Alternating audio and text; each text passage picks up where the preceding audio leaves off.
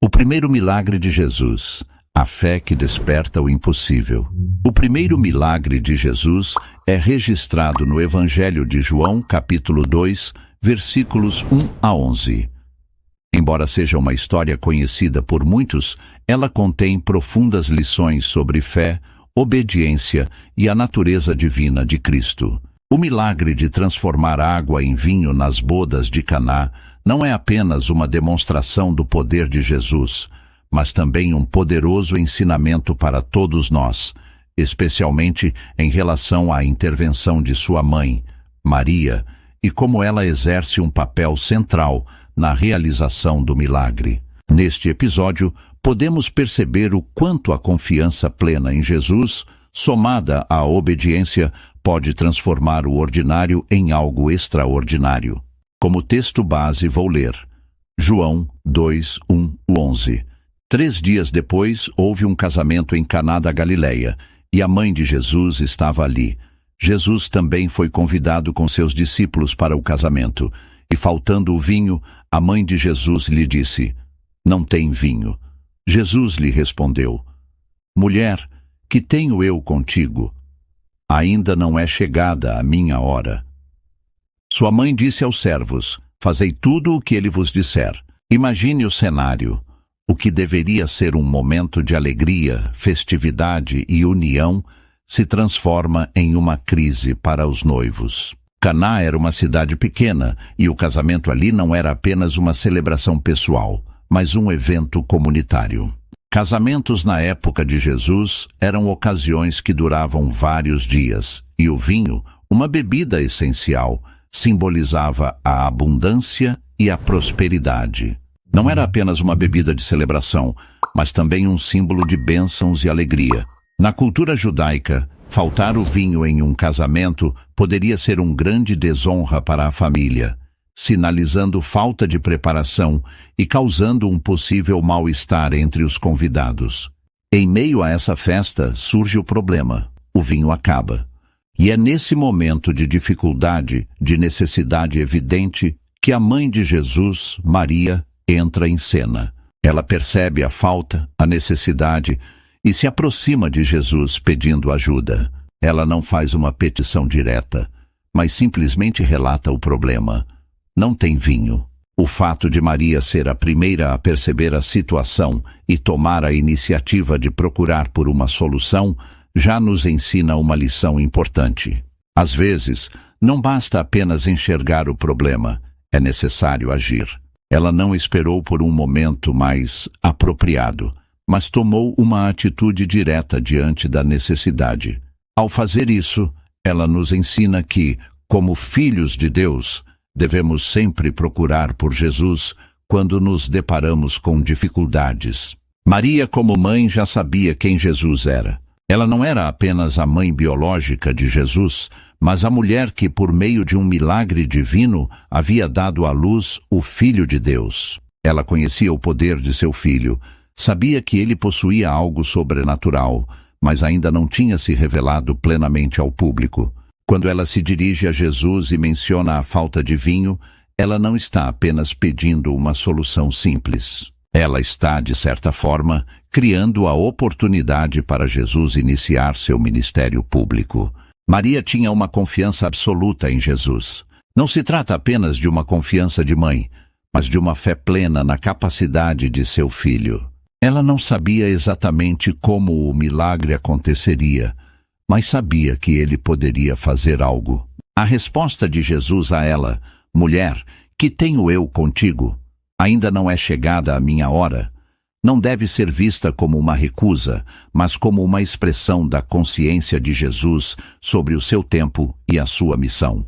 Ele sabia que esse momento marcaria o início de sua revelação pública como o Messias. Maria, sem hesitar, não se abala com a resposta de Jesus. Ela, com a sabedoria e fé de quem conhece profundamente o caráter de seu filho, vira-se para os servos e lhes diz: "Fazei tudo o que ele vos disser." Aqui, ela nos dá uma lição preciosa.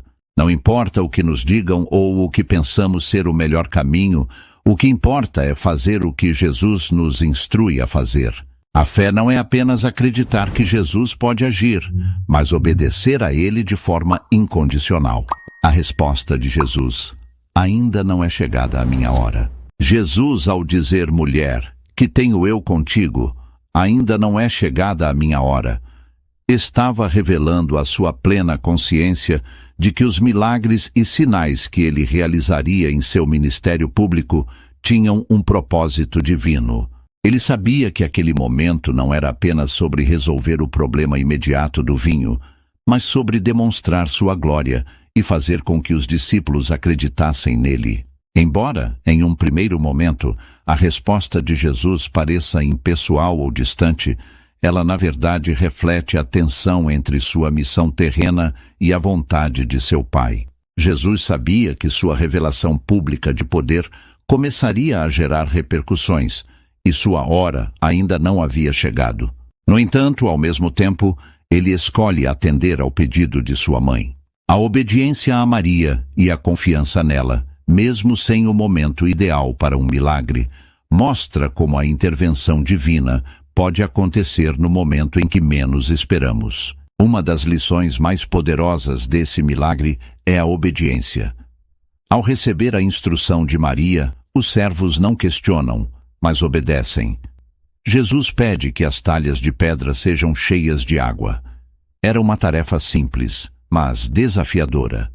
Eles poderiam ter questionado: por que água? Por que não algo mais prático? Mas não fizeram isso. Eles seguiram as instruções de Jesus.